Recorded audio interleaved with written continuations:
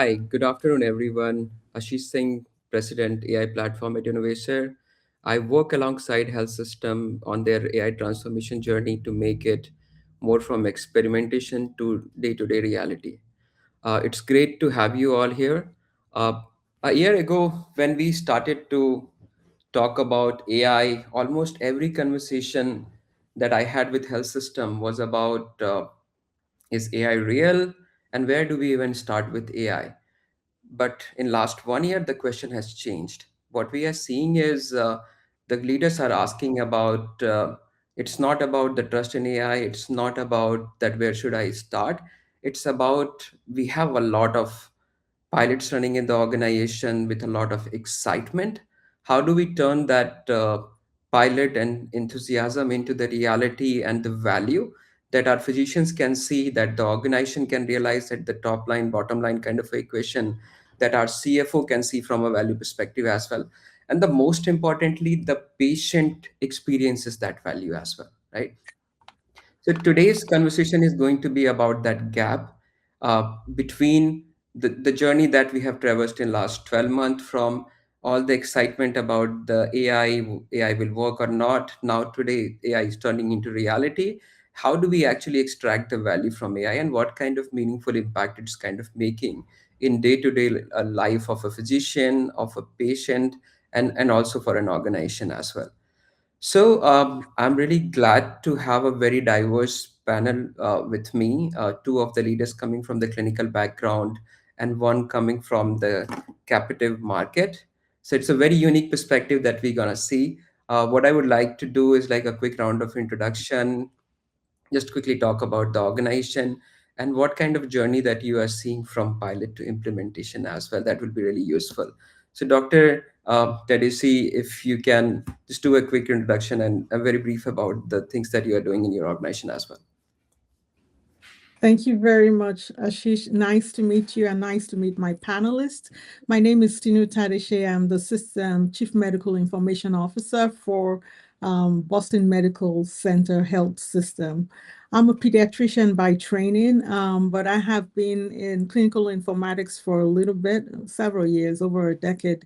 And it's been exciting to see the change in technology over the years in the United States. And of course, to your point, Ashish, this is the new thing now, AI. We've been through so many changes. I guess where I would start from is, wow, what is AI to let's pilot, to let's scale, to, okay, now you've scaled, where is the value? So that's where we are right now, making sure we're able to actually document value from different perspectives. But I'm glad to be here to speak to any of this. Thank you for having me. Absolutely. Thanks. Thank you for joining us. Dr. Arcaro, again, a very brief introduction and the kind of thing that Sure. you are noticing from their perspective. Yeah, Mike Arcaro. I'm dual boarded in internal medicine and clinical informatics. I've been in informatics for probably 15 years now, and I have seen in terms of AI. Oh, and actually, I'm at Capitol Health, which is in Central New Jersey. We're a community hospital. We have two hospitals, three emergency rooms, and a large employed physician network. We are not new to AI per se, and I think actually, in my eyes, AI is really an extension of IT and the next step in IT's growth. So, and I think a lot of people, when we use the term AI, we're talking generative AI and some of the newer applications of it, but it is not a new concept. Yeah. So, but I feel like it's just continuing to expand, and it's expanding more rapidly in the applications in healthcare than it has in the last decade. Now, in healthcare, we are slow with adoption of AI, or with adoption of technology, and I don't think AI is that much different in terms of a little bit of a slower adoption than other industries. So, but there's a lot of potential applications, and we're excited to dip our toes in and to get to we have a few projects going on at Capital where we're looking at different AI applications. So, yeah. Makes sense. No, great to have you for today's conversation, and thanks for your time as well, Dr. Caro. Looking forward to the conversation. Matt, do you want to quickly introduce yourself and give some perspective of AI, how you're seeing the evolution of healthcare AI more from a captive market perspective? Yeah, appreciate it. Great. Thanks for having me. Yeah, I'm not a physician. I don't work in a health system, so I won't pretend to. But I bring the lens of the capital markets. So I work at Morgan Stanley in our healthcare investment banking group. I spent all my time across healthcare technology, spending a lot of time, as you'd imagine, on AI, data, things like that at this point, infrastructure.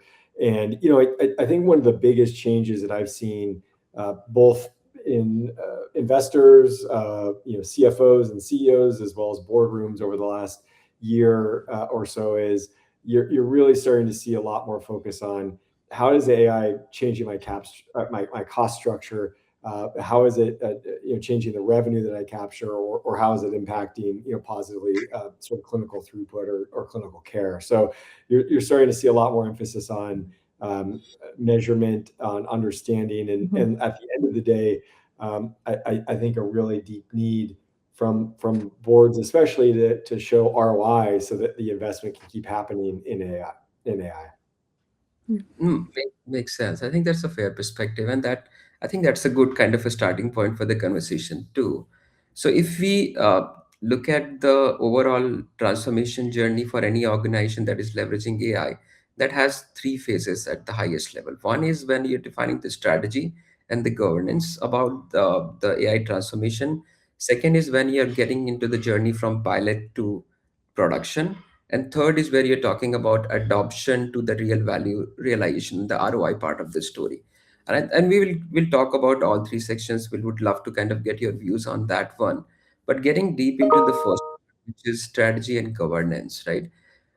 With all the advancement and excitement around the AI, I know all of you are seeing a long list of initiatives that everyone wants to do, right? But we all that the ground reality is that we only have that much of capacity, only that much of budget to take care of a bunch of initiative, not going through all of them in any particular order, right?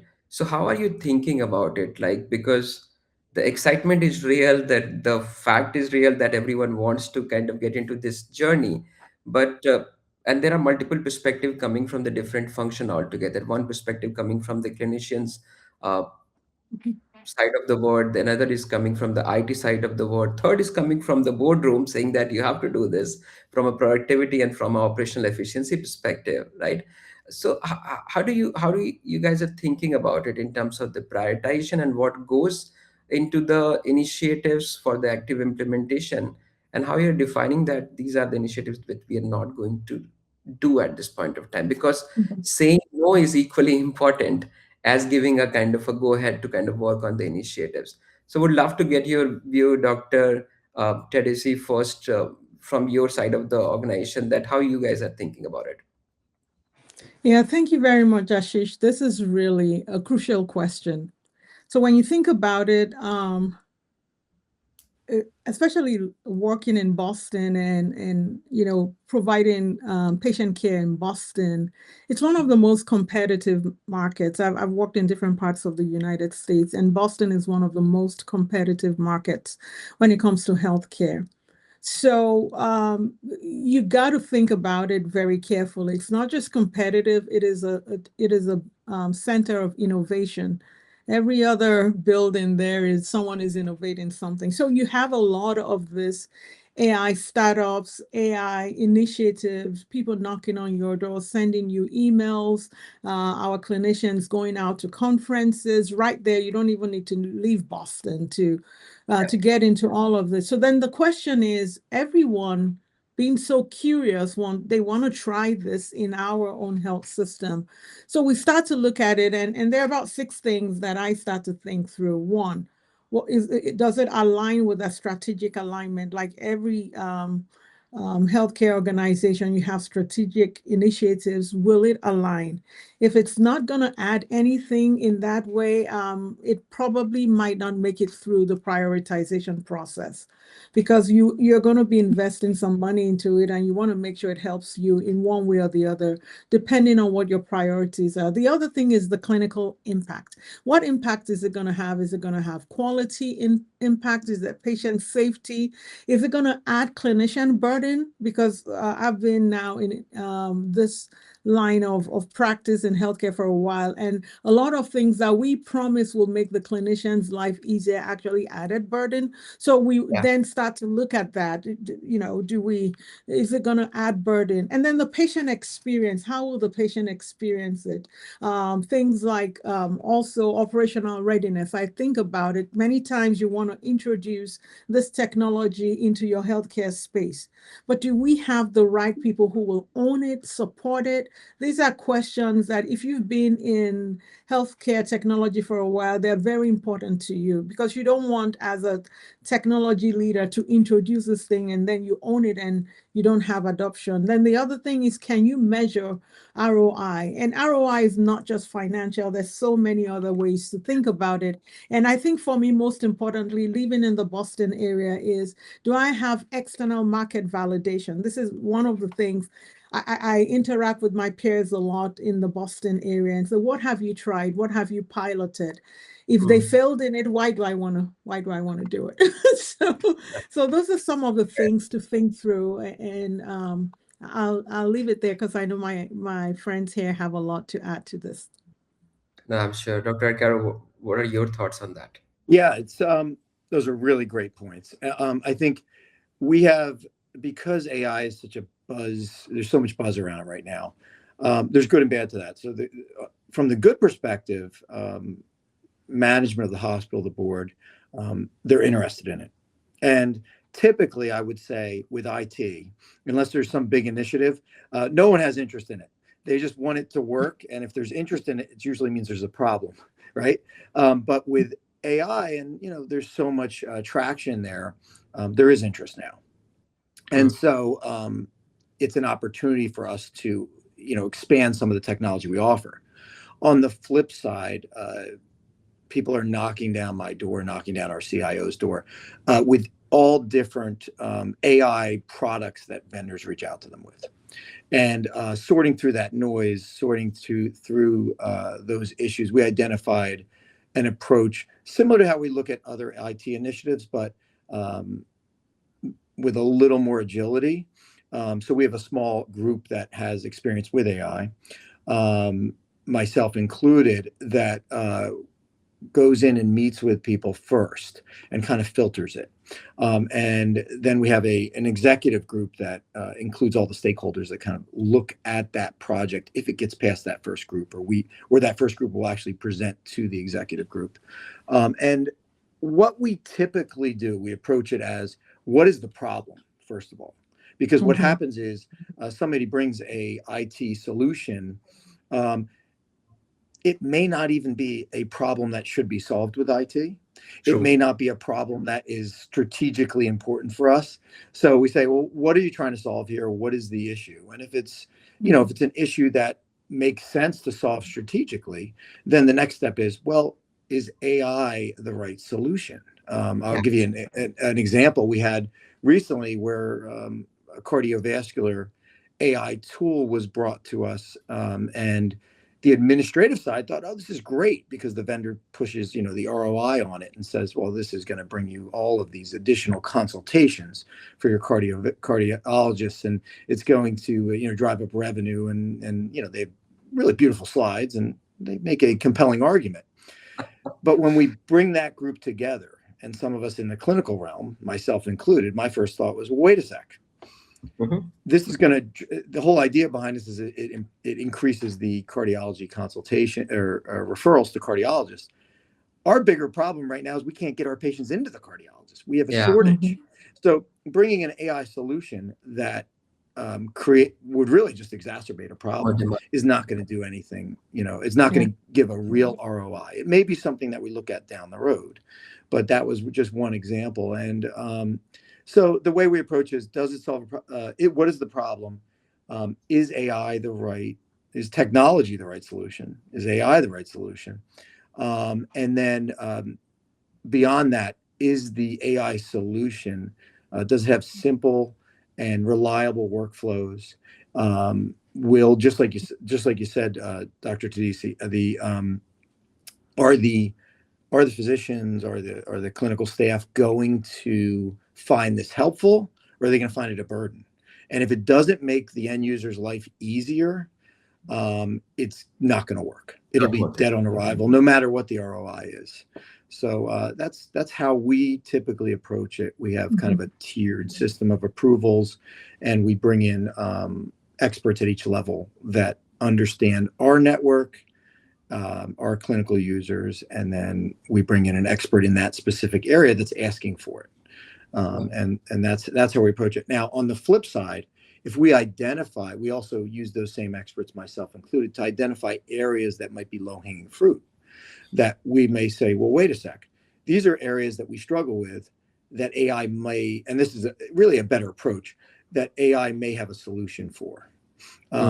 Things like, and it's both administrative and clinical. And so, I'll kind of help in both of those areas. So I have some knowledge around, obviously clinical is probably my stronger suit, but then administrative areas as well. So things like, utilization review, that's a burden that potentially has a high ROI, and can help the doctors. It's kind of that sweet spot. So that's an area that we look at, and improving both throughput, but also improving documentation is really always the goal of ours. And if we can use AI to help with that, that's another area that we look at.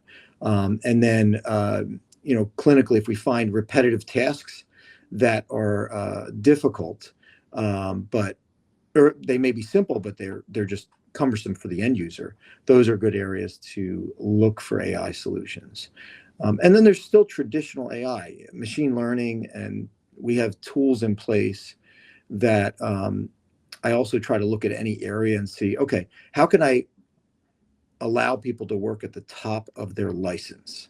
So, we have strategic areas there, like simple things, med refills. I'll give an example. And this is probably a decade-old AI that we put in place, AI that allows our medical assistants to safely process refills, working with our physicians, that ended up you take physician time, which is very expensive, and you shift it to nursing or even medical assistants in this case, and have safe, you have to do it safely, safe protocols, but using AI to parse the chart, find critical information, follow approved algorithms that myself or others within our institution might approve, that allow for a simple green light, red light, solution. And that's traditional AI, but it works really well. And then there's the generative AI, like I said, so things like scribe technology, which is popular for some of our tech savvy doctors. But I do caution anybody out there, if you're in a position of trying to get your leadership on board with some of these technologies, don't just trust the vendor for ROI. And I don't mean to say it in a bad way. It's just that, sometimes they don't know how things work in your own institution. I'll give an example. Scribe software for us, the ROI isn't really a hard ROI. It's not. Our doctors will be more efficient with documentation, but are they going to translate that to seeing more patients? The answer is, in my case, in our system, I say no, because they're already burned out. This is just going to reduce burnout. It will help reduce turnover of our doctors, and those are expensive things. Those do have an ROI, but it's a softer ROI. And so when I talk to our CFO about these things, I'm not saying, hey, we're going to get this many extra visits. We're going to have direct revenue coming in for it. What I can say is, we may have better documentation.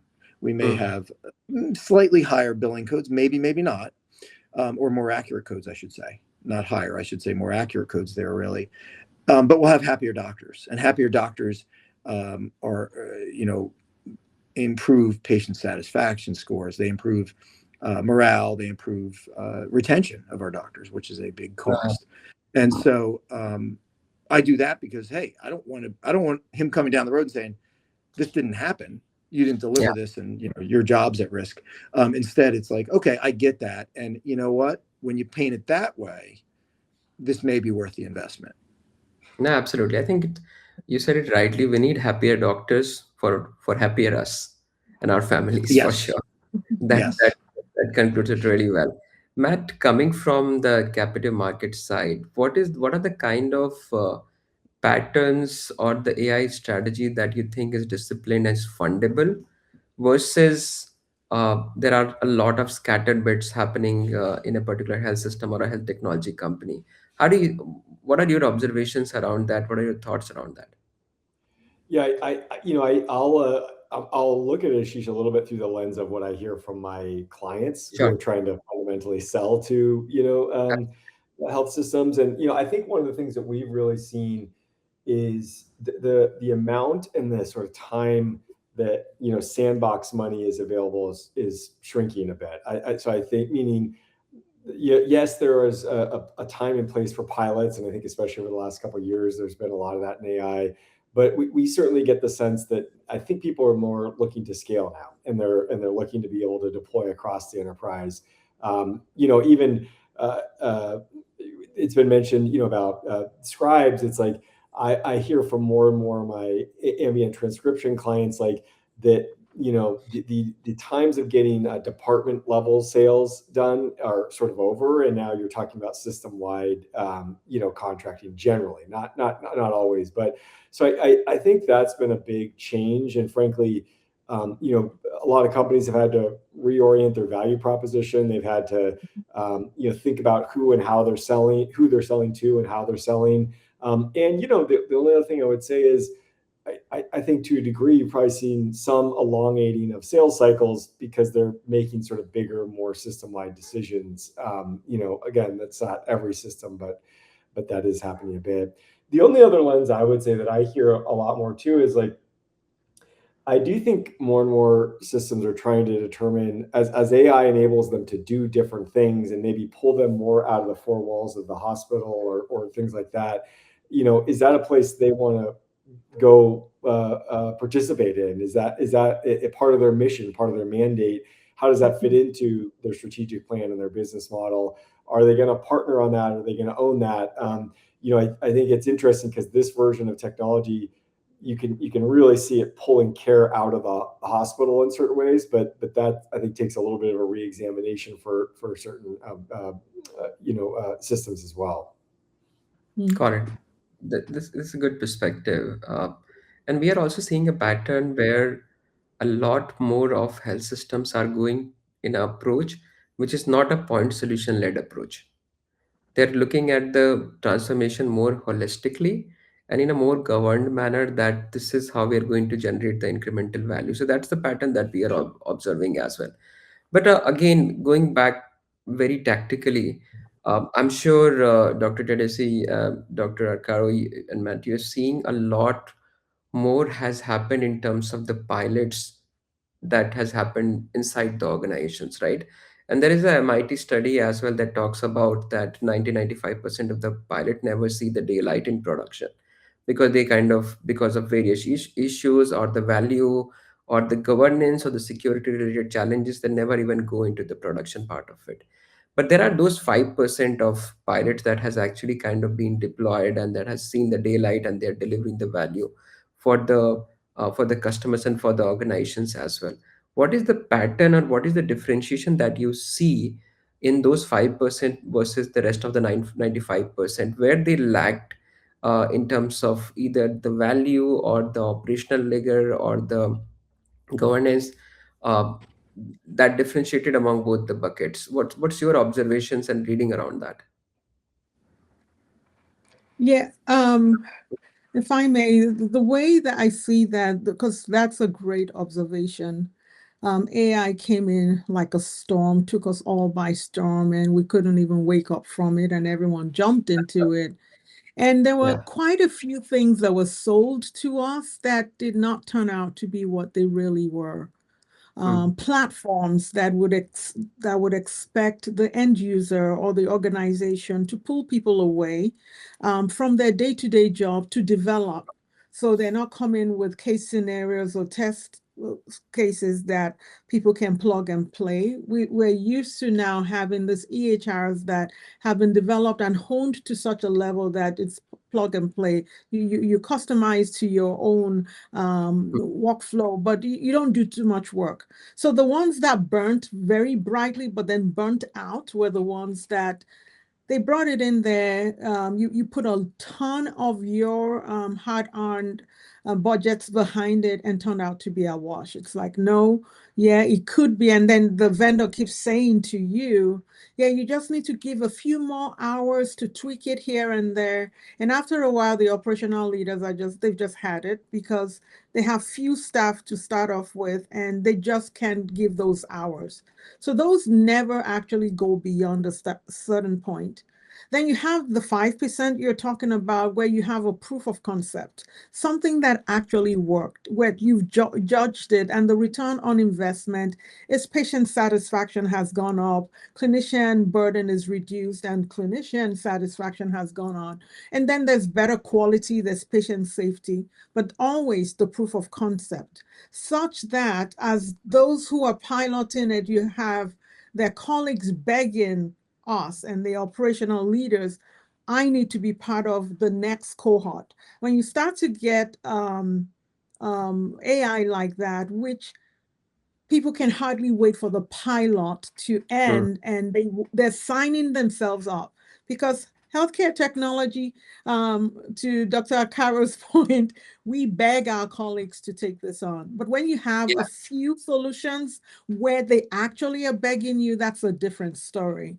And then, so that's why at the beginning, though, you have to do your due diligence. Make sure there's operational readiness to undergird it. Because one thing clinicians are not very good at is organizing around stuff. It's like, I'll do it, I'll use it, but then who really organizes it? So I want to check for myself as a systems leader, I want to check that box, all the boxes, which operational folks are going to run with this when I'm done. Because my end goal is adoption. My end goal is not putting in the technology.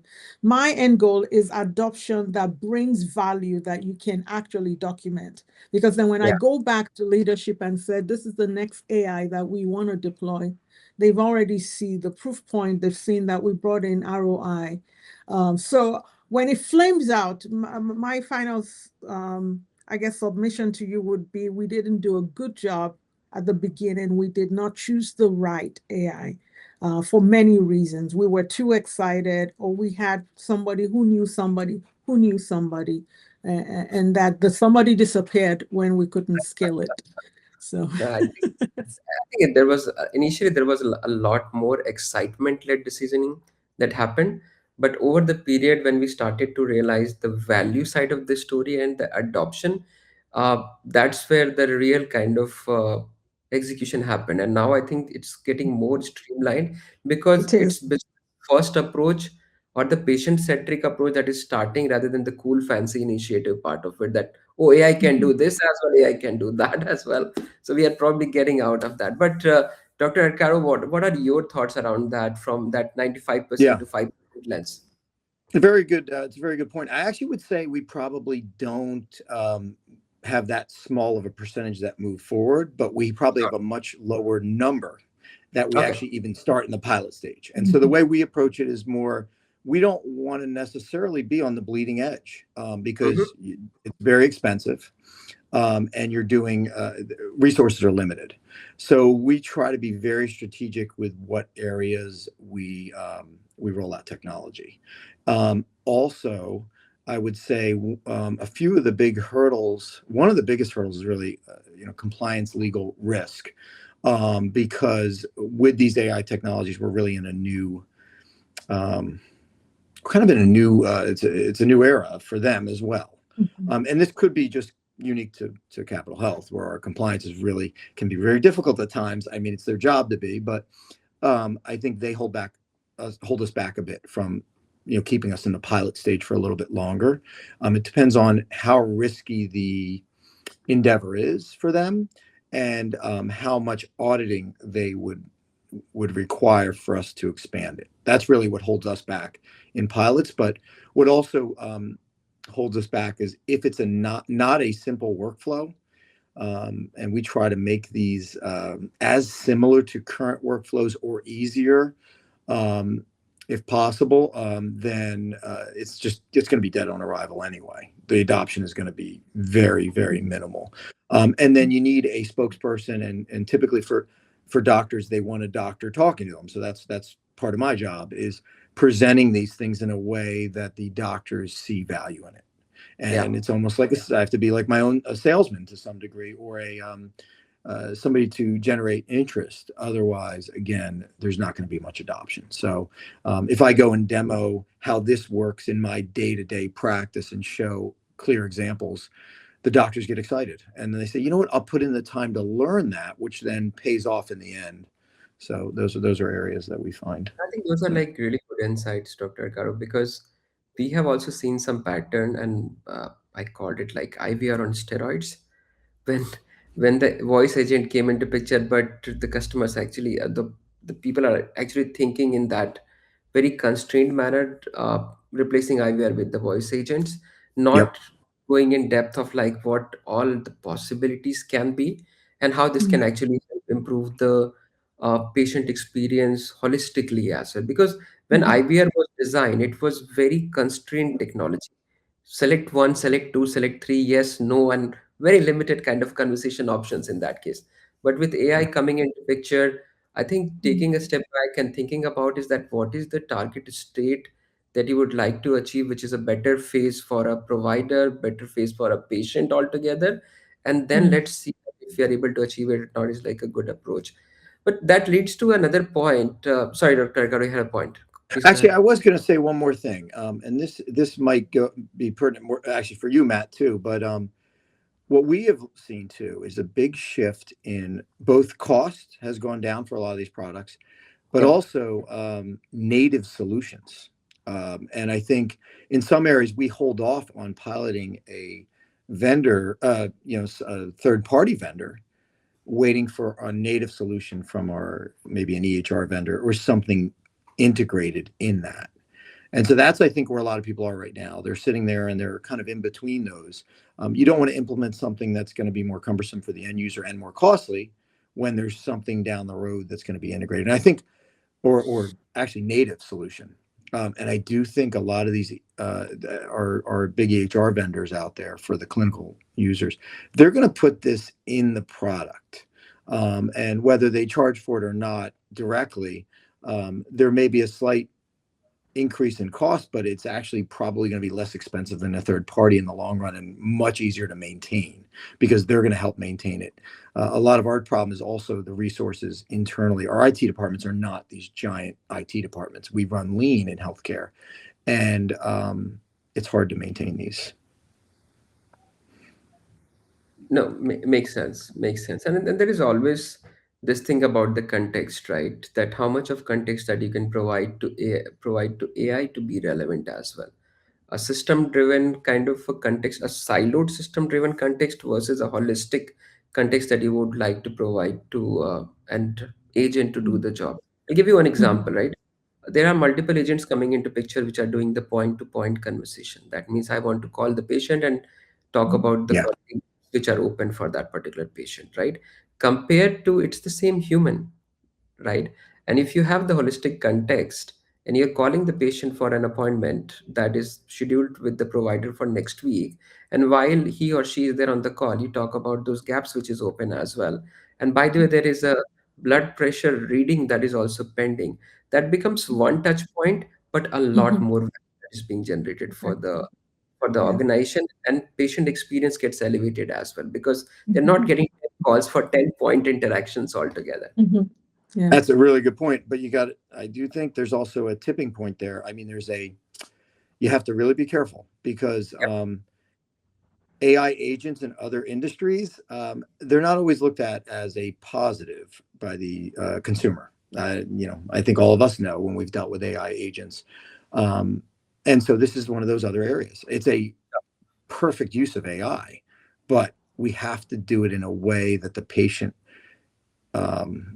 it doesn't make their life more difficult, and that they're getting frustrated and yelling. And we have to be Yeah. cognizant of our patients. Many of them are much older and don't even want to use a smartphone, and here they are using an AI agent where they're getting confused. So it's really tough, and we're trying to find that balance. I think everybody is, but I certainly see that here. No, absolutely, absolutely. So, Matt, from your perspective, if you when you look at this whole the journey of AI happening, and more from this investor lens perspective, uh, what is the change that you are seeing from a ability of health systems, and how, when you kind of evaluate the health tech company, it's not no longer a question that you have AI or not. I think the question is that where are you in terms of that AI journey altogether? Is it AI scalable for you? Is it the AI creating value for you or not? How does that kind of comes into picture when you look into the value or valuating an asset altogether? Yeah, I think it's I go back to that increasingly AI's sort of got to show up in the numbers, and that could be different quality or patient metrics that a system tracks. Revenue, the P&L, revenue and costs matter a lot. I can even say that's the case at Morgan Stanley, that they're trying to say where's the return on our AI spend, whether that's reduction in headcount or increase in revenue or whatever it may be. I do think there's a very large, and I hear this from more and more of my clients now, a very large sort of change management aspect to all this, that is, the human capital change management side of things, that is, there's a lot of work there, and I think a lot of companies are realizing they can build really great technology. It can be nicely integrated across have the right data feeds, nicely integrated into the system, priced right, whatever it may be.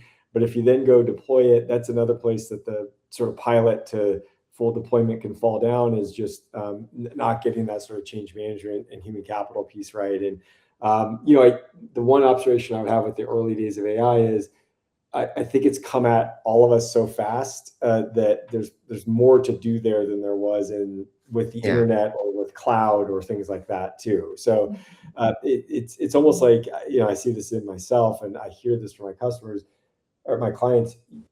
People almost can't imagine even fully what it can do for them, and thus they can't get the most out of some of the offerings that come their way as well. So I think a lot of my companies are getting that learning loop and iteration loop going to try to make their offerings more intuitive, make them easier to use, more agentic versus, with a specific task versus sort of vague and multi-purpose. So there's a lot of that, I would say, going on as I think about my clients and how they're trying to build and deploy to customers now too. No, absolutely. I think that brings us to a very interesting point about value. And the value can be seen from different lenses. It can be from a cost saving perspective, it can be from the growth perspective, it is from a freeing up the capacity or the better patient experience part of it. So again, going back to Dr. Tedesi, Dr. Adcaro, what is the meaningful shift that you are seeing leveraging AI in which value domain?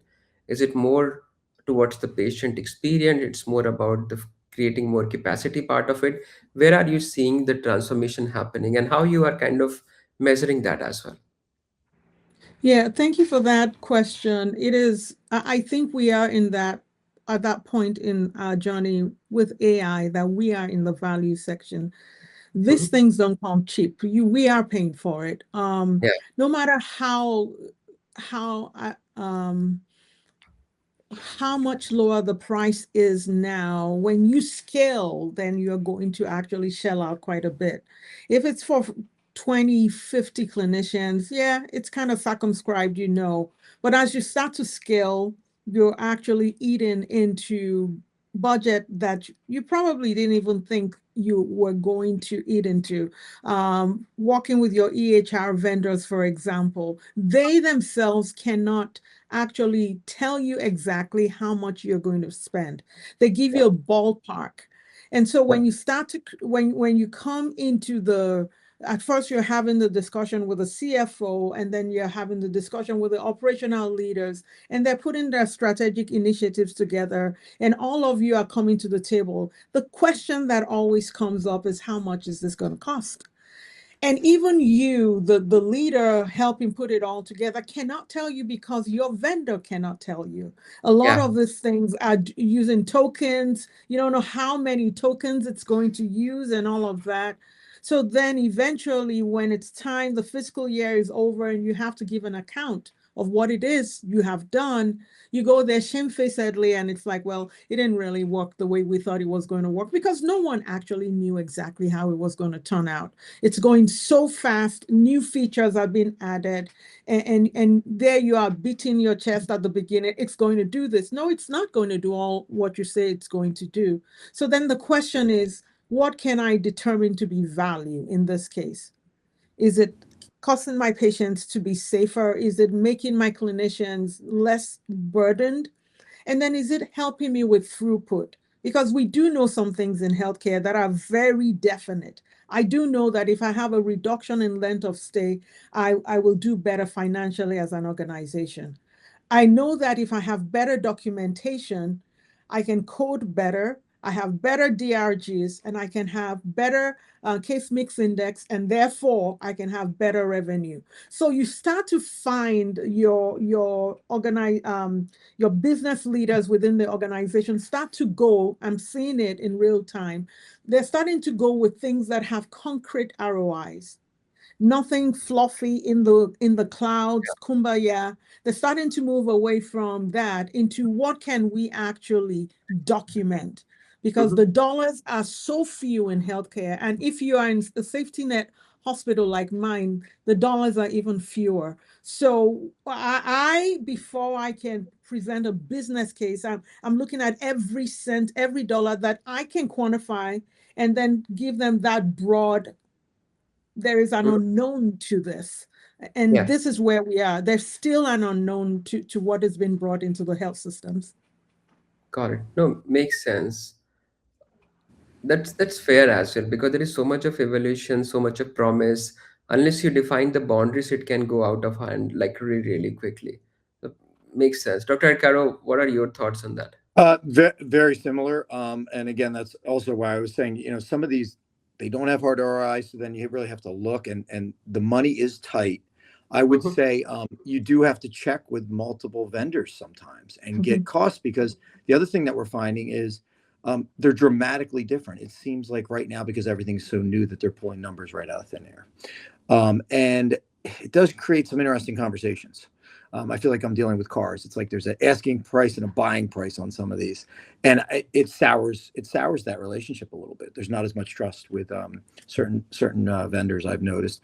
Others have really stepped to the table. They'll roll out additional AI features, and they'll predict what you're going to need before you even may even think of it, and not charge you for it. And that's actually, if a vendor out there, I would say that's the best way to earn our trust, is to deliver more than what's promised, and at a lower cost. And if you do that, you start saying, well, wow, I really like working with them. I'm going to expand this relationship. And, we've seen that with a few of our vendors. There's a few that I can think off the top of my head that are just, I know they're good partners. They're Mhm. not gouging us for price. And then there's others that I know that are bad. And it's like, hey, we're thinking of, hey, if we ever find something that's better than that or easy to implement, we may end up switching. So that's something to keep in mind. Got it. Just I know we're about time. Just last thing before we kind of close the session. What is one recommendation that you would like to give to your colleagues in the healthcare space who either has started their AI journey or they are in middle of their AI transformation journey? What are the things and the learnings that you would like to share with them? I can say very quickly, always go for what problem are you trying to solve.